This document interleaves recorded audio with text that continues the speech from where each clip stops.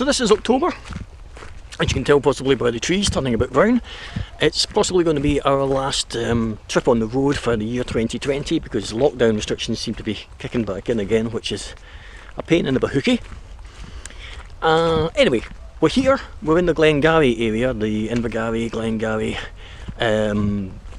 Spean Bridge area. I'm going to be based here for the next 4 or 5 days, and what I thought I would do as a theme for this trip would be a sort of Jacobite connections and clan connections, because this is an area where you had the Clan Cameron, the Macintoshes, the MacDonalds of Keppoch, the MacDonalds up the road as well. So lots of different clans here, and when you have lots of clans all together in the same space, you get clan warfare. But it's also a place where the Jacobite connection, the 1745 Jacobite connection, is strong, and there's some really interesting sites that are located around here which all have an interesting 1745 connection. And the one that we're walking to at the moment is a place called Highbridge, which is near Spean Bridge. And Highbridge is where the first conflict of the 1745 rebellion took place. Now people tend to think 1745 uprising started at Glen Finnan, which is not too far away from where we are at the moment, and that is where Bonnie Prince Charlie assembled the Jacobite army. But the first conflict that actually happened in that 1745 rebellion happened here, round about the same time as Charlie was meeting up with all the different clans over at Glen Finnan. And we're just going to walk down there and I'll show you the site, and I'll tell you a wee bit more about this particular little battle, because it's a really interesting one. And unfortunately it wasn't a forebearer of how things were going to wind up in the end, but it's a good story, so I'm going to save you that, and I'll pan round on the way down and just let you see what we're walking through, because it's a really attractive little forest.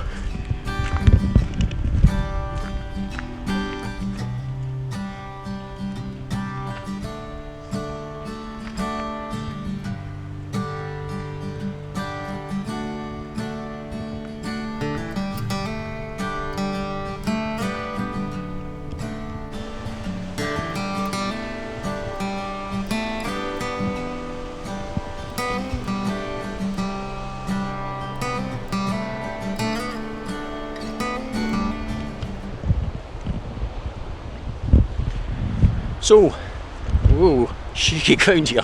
Hang on to a tree while I'll tell you the story. This is what I was telling you about. This is the High Bridge on the River Spean.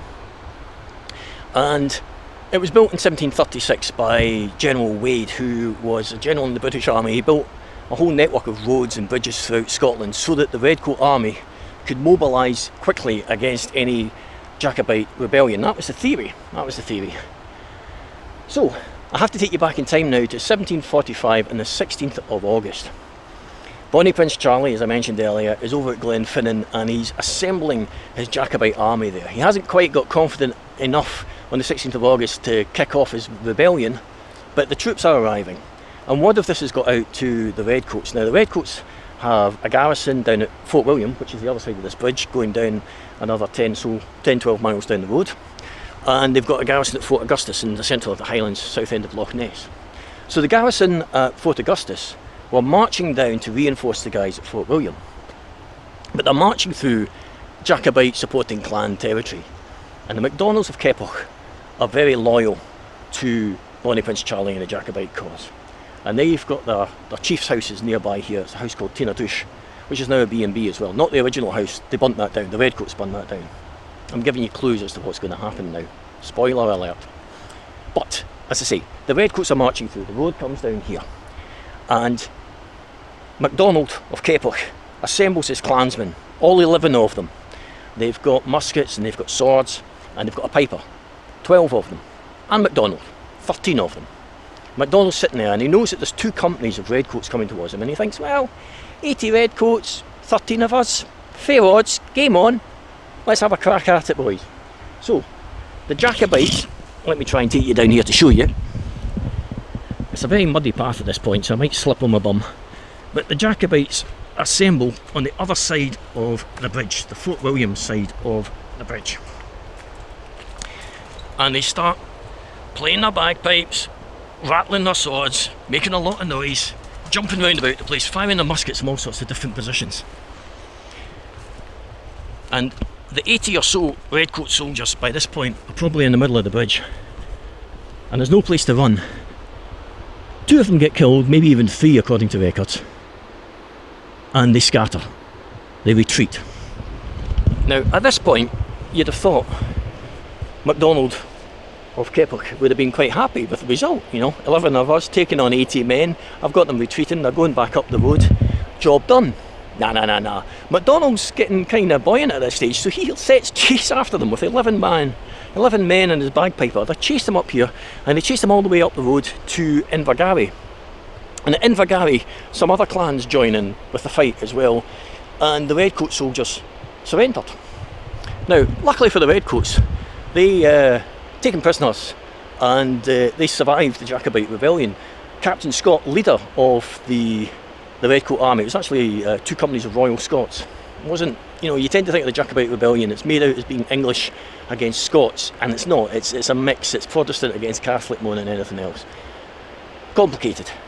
Anyway, Scott survived, and he went on to become a general despite this slightly inglorious start to his career. Unfortunately for MacDonald of Keppoch, he went on to be beheaded, I think down in Carlisle. He was executed in Carlisle.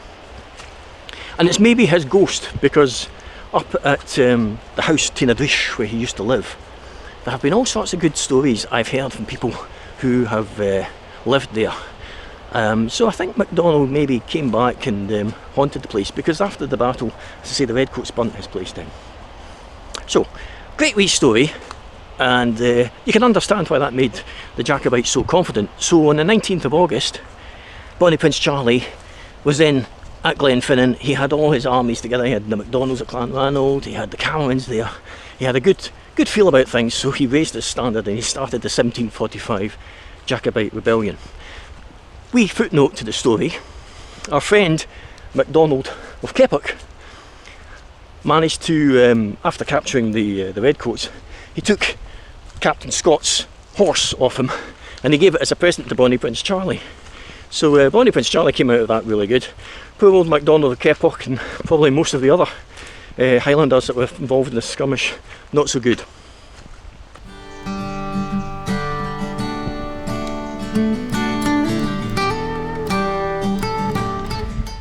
So we're taking you from Highbridge over at Spean Gorge. Slightly along the road, we've travelled east along the A86 to a place called Roybridge, and this is a lovely little road that goes from Roybridge into Glenroy, where you see the famous parallel lines on the hillside. That's a whole different story that I'm not going to go into in this video.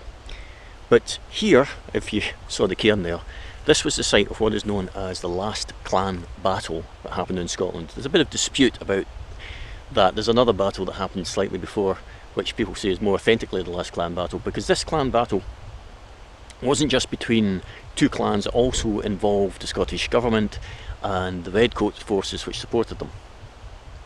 But this was a battle. This is traditionally MacDonald of Keppoch land, but the Macintoshes lay claim to this land as well, and they must have had better lawyers than the MacDonalds, because the government sided with the Clan Macintosh legal claim to the land here, and the Macintoshes wanted to set up themselves here as the landlords and make the MacDonalds tenants. Then MacDonalds obviously objected to that. So in 1688, the summer of 1688, we had all the conditions right for a clan battle. So Macintosh, with support of Clan Chatton, and about 200, maybe 300 or so Redcoats came down from Inverness.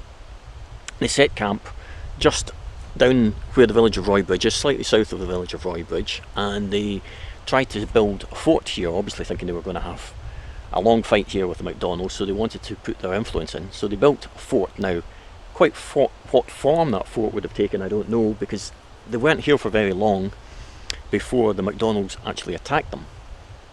And unbeknown, I guess, to the Macintoshes and the Redcoats, the MacDonalds were up at the hilltop watching what they were doing, but there was a spate going on. We've got the River Roy coming down here and the River Spean going east to west, and the Macintoshes and the Redcoats are on the other side of those 2 rivers, kept away from the MacDonalds, and they couldn't do anything about it. So the MacDonalds are assembling with Clan Cameron and 1 or 2 other of their friends behind this hillside over here.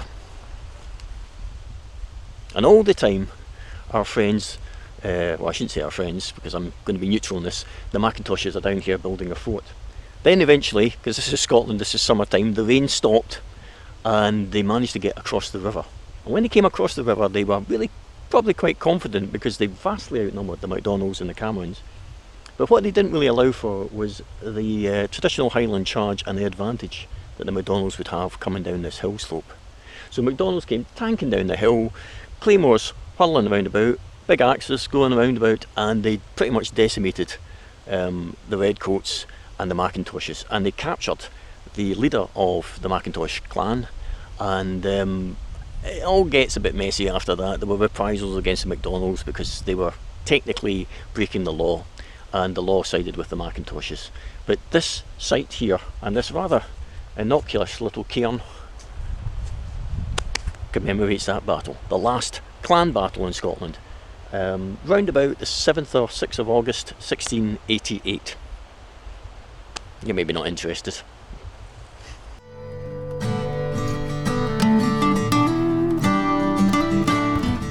So this time I've brought you a little further east through Glen Spean to a place just a few miles, not even that, a few hundred metres beyond Glen Spean Lodge if you're looking for it, and it's called Culloden Church, or Culloden Chapel.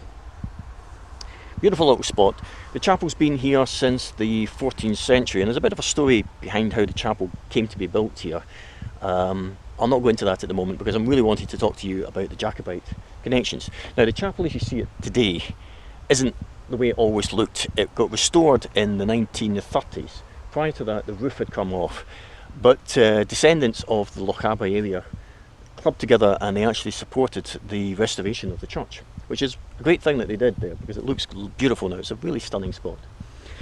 But the Jacobite connection I wanted to talk to you about relates to Ewan the Red, chief of the Macintosh, Clan Macintosh. He was chief of Clan Macintosh at the time of the Jacobite 1745 rebellion, and he fought with his clansmen at Culloden, and he led the charge of the Macintoshes. But he was hit with the grape shot from the Redcoat cannons, so his legs were shredded. He must have had horrendous wounds from this, and he was bleeding to death.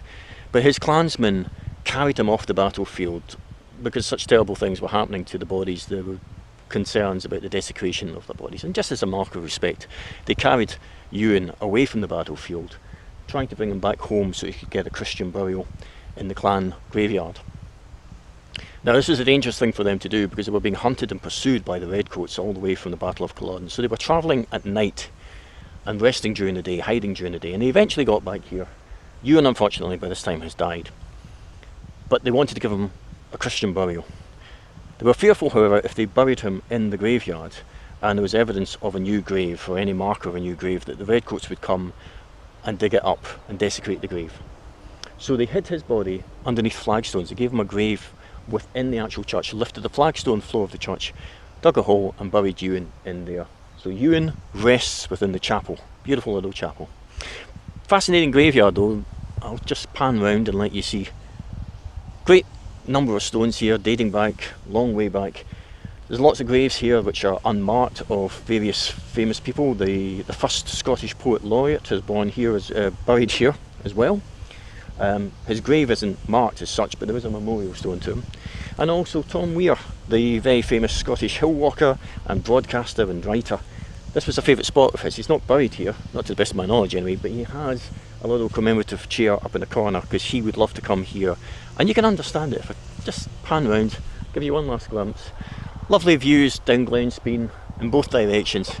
Fantastic little spot, one of my favourite graveyards in Scotland. I'm going to close out this video now with something that has nothing to do with Jacobites or clan rebellions or clan warfare. Well, nothing so far as I'm aware of. It's a beautiful spot. This is just one of my favourite places to come for a picnic in summertime, but in autumn, I mean we're here in the middle of October now, it's still a stunningly beautiful place. I'm not going to put my face in the shot because it's just going to spoil things, but I'm going to take you over this fantastic little bouncy footbridge at a place called Spean Gorge. And just up here we've got the train line that runs from Glasgow over the Rannoch Moor and all the way around and then goes down south to Fort William. So the train comes thundering through here. But the best way to appreciate this place is to go onto this little footbridge. which I've shown this in the previous video. That kind of warns you what to expect when you go into this footbridge. Only 2 people allowed at a time, and for good reason, because this bridge has been here for a long time. They've patched it up a bit, but it bounces, and as you're walking across you can feel every movement. And I hope you can still hear me quite well, because I'm going to pan the camera around and let you see what you're standing on top of. That's the Spean Gorge. An amazing rock formations down there. I'll taking some pictures of it up close, and I'll stick them into the video as well, just to let you see. If I pan in, you can maybe appreciate it.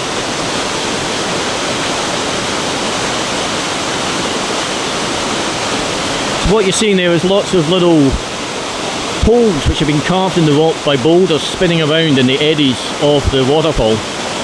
And they've created this quite unusual landscape. It looks almost like icebergs melting.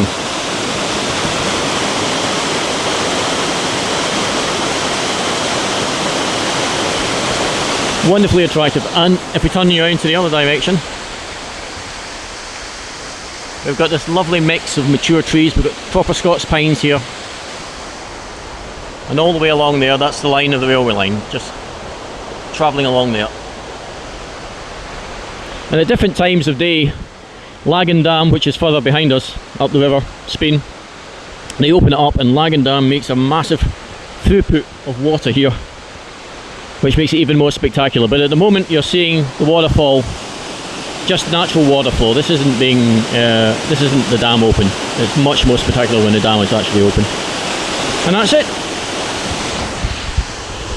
That's us closing out our little trip to the Glen Spean area, and hopefully you've enjoyed it. If you have enjoyed it, you can subscribe, give us a thumbs up, a like. If you haven't liked it, please tell me what I'm doing wrong, because I know I do talk a bit too long at times.